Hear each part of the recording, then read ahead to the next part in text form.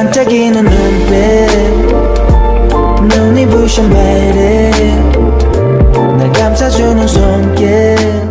The truth finally comes to light. Yoon Se-young learns everything. All along, Choi Myung-ji had meticulously orchestrated a plan to seize control of Hyesung Group. Her decision to marry Yoon Sung-ho's younger brother and to adopt Yoon Se-young were not acts of love or charity, but strategic moves within a grand scheme for power. Using her role as a sister-in-law, she began to visit the house frequently, doing small favors and collecting living expenses under the guise of helping. Yoon Hyo-jin, who was the same age as Yoon Se-young, naturally became very close to her, almost like real sisters. Choi Myung-ji wanted her daughter to take what others valued. From the intensity of her eyes and the fury in her expression, it became clear how deeply Choi Myung-ji's ambitions ran. It wasn't hard to guess what she might do next. Choi Myung-ji had long been trying to put Se-young in Yoo-jin's place, but it was proving difficult. Then suddenly, the beach incident happened, and Yoo-jin went missing. Choi Myung-ji saw this as a sign that fate was on her side. Thinking the heavens supported her was of course absurd. Could the universe really favor someone who committed such cruel acts out of greed? After Yoo-jin's disappearance, Choi Myung-ji intensified her plans. She reached out to Detective Joe, a trusted acquaintance from her hometown, and bribed him with a large sum of money. She ordered him to contaminate the DNA samples submitted to the missing persons task force, those of Shin Hyo-jin and Yoon Sung-ho. At the time, Detective Joe was still an active police officer. Motivated by the money, he did everything she asked. With her ultimate goal, Hyesung Group seemingly within reach, Choi Myung-ji grew bolder. She discovered Shin Hyo-jin's involvement in corporate takeovers and used it as ammunition to create a rift between Shin Hyo-jin and Yoon Sung-ho. Unlike his wife, Yoon Sung-ho was gentle and morally upright. He had always opposed her ruthless business dealings. But Shin Hyo-jin, driven by the trauma of losing Yoo-jin, had thrown herself into corporate raids as a coping mechanism. In her own words, it was the only way she could forget and survive. As Shin Hyo-jin spiraled deeper into business aggressions, Yoon Sung-ho became increasingly disillusioned. His grief made him long to contribute to society and do good, believing in restoring virtue through service. Choi Myung-ji recognized this emotional gap and exploited it. To fully secure Hyesung, she needed Yoon Sung-ho out of the picture. She began orchestrating events that would make Shin Hyo-jin look even more ruthless, targeting victims of her corporate takeovers and manipulating their deaths to appear as tragic consequences of Shin Hyo-jin's business. One such tragedy involved Woo Ji-suk's parents. Choi Myung-ji secretly sabotaged their car brakes, making it look like they took their own lives after being ruined by Shin Hyo-jin. This further devastated Yoon Sung-ho, pushing him to abandon Shin Hyo-jin and leave their home for good. At this point, Ji-suk still doesn't know the truth, but soon he learned that it was Choi Myung-ji who was behind his parents' deaths. Having succeeded in separating the couple, Choi Myung-ji's positioned herself closer to Shin Hyo-jin, involving herself in all of her business and personal matters. She used Yoon Se-young, her adopted daughter, as a pawn, controlling her every move. Choi Myung-ji's power came from the fact that Detective Joe was still cleaning up her messes from behind the scenes. But